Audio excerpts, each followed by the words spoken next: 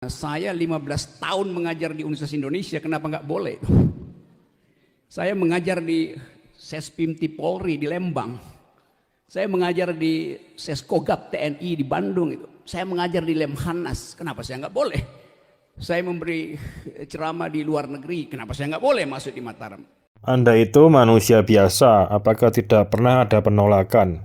Apakah semua manusia bisa cocok dengan Anda? Anda menyebutkan mengajar di sana, di situ. Ada manusia Indonesia lainnya yang mengajar jauh lebih luas daripada Anda. Sesuai dengan penampilan rambut Anda yang ada banyak putihnya, ya tentu saja pemikiran atau keluhan seperti itu ya tidak perlulah diucapkan di depan publik yang hanya menandakan beberapa kerdilnya dan pandangan Anda yang Indeks internasional mengatakan bangsa ini adalah bangsa dungu. Bukan saya bilang, kalau saya bilang nanti orang marah, itu dasarnya. Jadi kita mau lihat kenapa public policy yang bahkan diperintahkan oleh konstitusi 20% APBD kita, APBN harus tiba di lembaga pendidikan. Tapi kenapa IQ kita turun? A big question mark yang mesti kita bongkar hari ini. Kenapa kita tidak bisa bertanding dengan mereka yang ada di Vietnam, kendati Vietnam mengeluarkan jumlah yang sama dari APBN? Kenapa dia nomor 1? Kenapa kita nomor 2 dari bawah? Itu problem kita dalam dua organ fisiologis. Saya bisa bedah otak saya bisa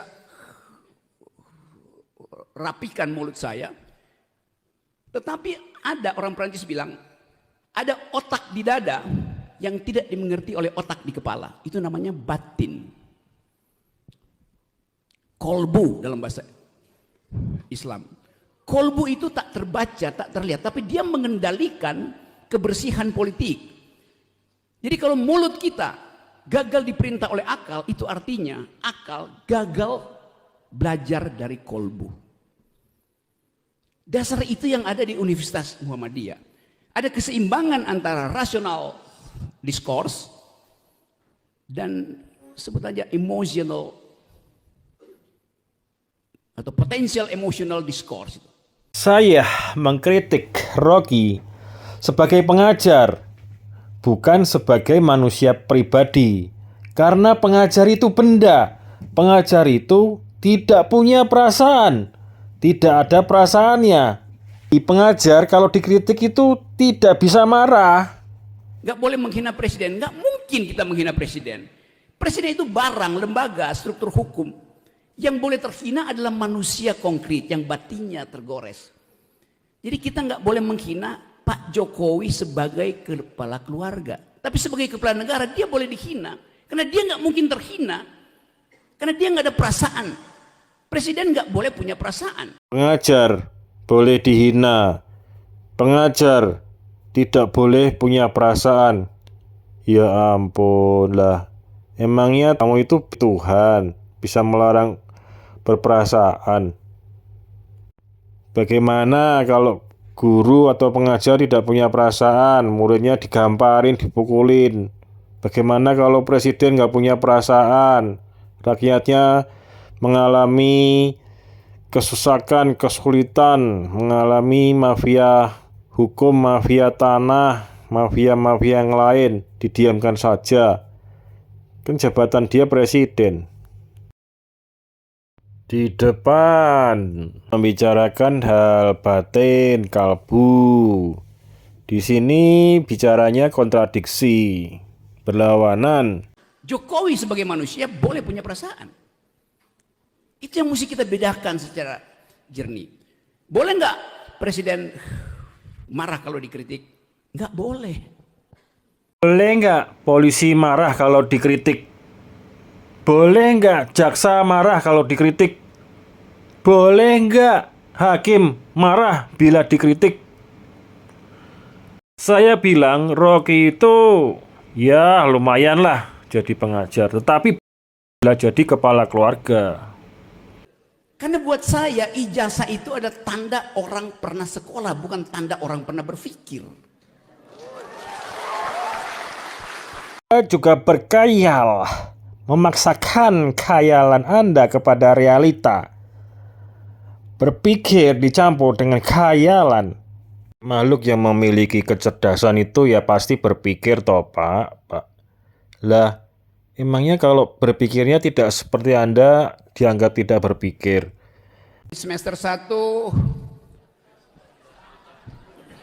14 juta, semester 2 sampai 4 5 juta. Jadi 2 3 4 15 juta juga, 30 juta untuk jadi sarjana tuh.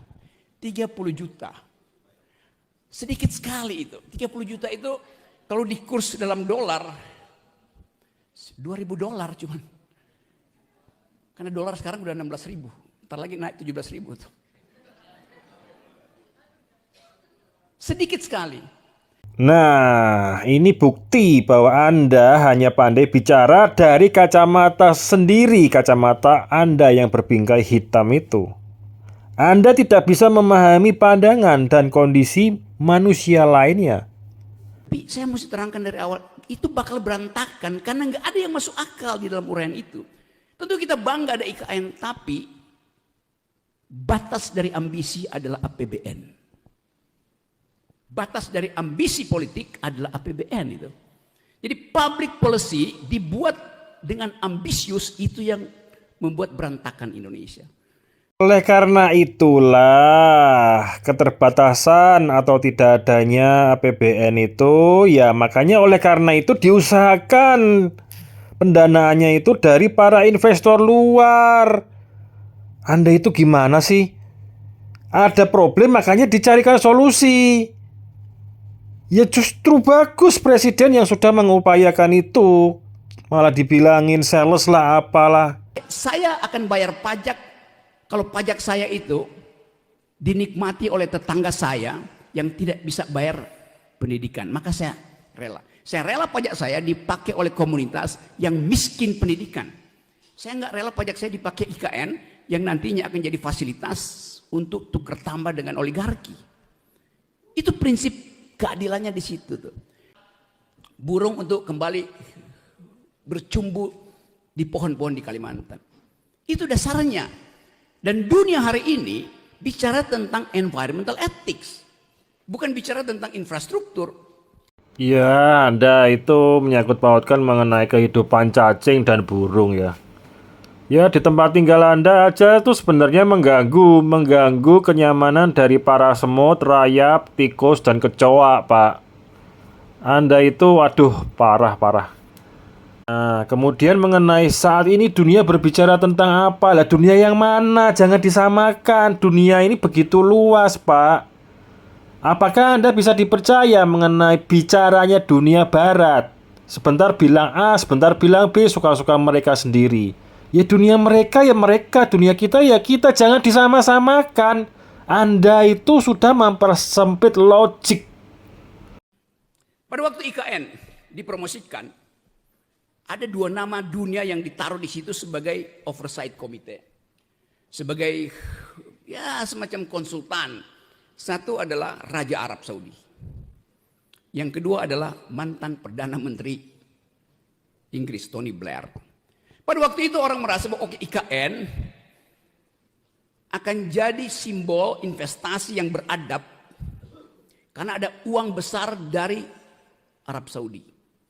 IKN akan jadi investasi yang bermutu karena akan di-watch oleh Tony Blair yang pro lingkungan. Sekarang 2 tokoh itu hilang.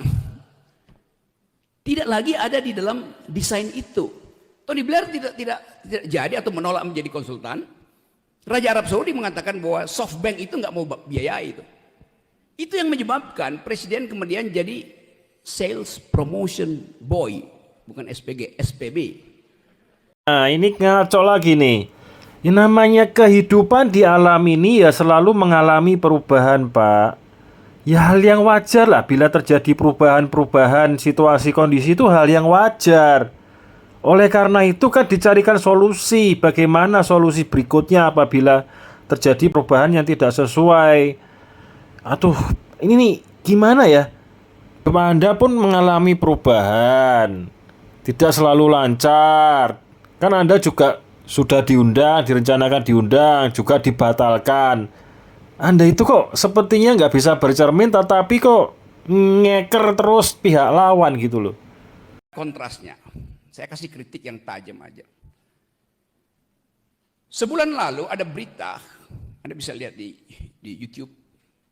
Seorang perempuan Indonesia, arsitek yang belajar di Amerika, dia warga negara Indonesia yang pergi ke luar negeri dulu karena kerusuhan 98. Dia sekarang jadi pembicara utama di semua seminar dunia yang bertema pembangunan pemukiman ruang angkasa.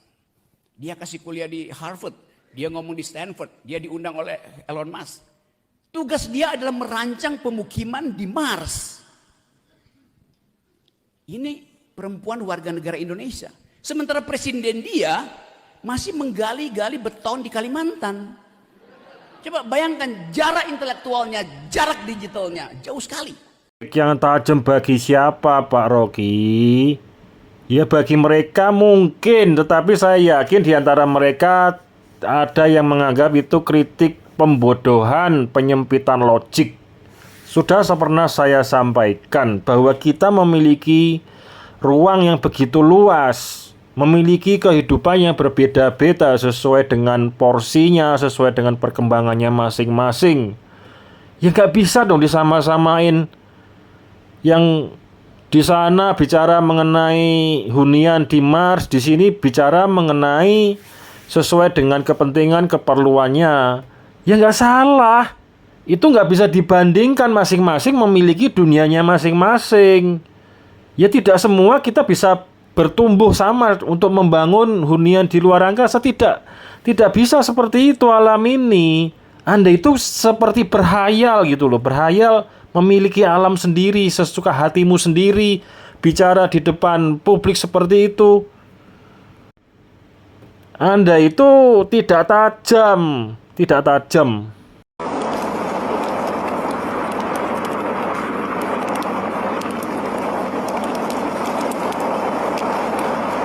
Beredar isu-isu mengenai bubarnya Indonesia di tahun 2024 dan tidak adanya Presiden Indonesia setelah Jokowi adalah bertentangan berlawanan dengan nubuat Nabi Yesaya yang menyatakan bahwa Indonesia berperan penting bagi dunia di masa akhir zaman.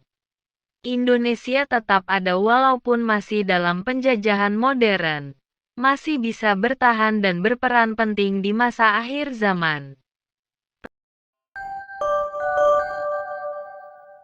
Menegakkan hukum oke, tapi tidak boleh menegakkan hukum dengan melawan hukum. Karena kalau dilakukan tanpa pro justitia, itu bukan menegakkan hukum. Sama aja mereka penjahat berseragam. Ancaman itu ada 4 dis yang akan menyebabkan kita ini hancur sebenarnya. 1, kalau penegakan hukum berputar-putar seperti sekarang, berarti kita sudah terjebak di dalam sebuah disorientasi penegakan hukum. Salah jalan kita ini. Disorientasi yang berjalan terus ini akan menyebabkan distrust. Rakyat tidak percaya. Iya kan? Kalau ada orang ngomong, matikan TV-nya. Bohong ini katanya. Mau ke pengadilan, bohong ini. Nggak percaya pengadilan. Kalau distrust ini dibiarkan terus akan terjadi disobedience. Pembangkangan. Kalau pembangkangan terjadi, itulah disintegrasi. Bisa tahun depan, bisa tahun 2030, atau bisa tidak terjadi. Tergantung kita mau memperbaiki apa tidak ini.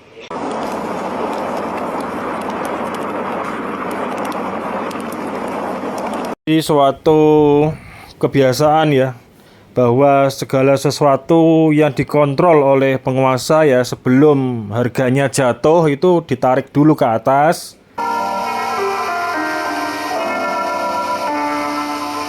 Tersandra sebenarnya. Nah, oleh sebab itu cara menyelesaikan itu bukan berkampanye besok kalau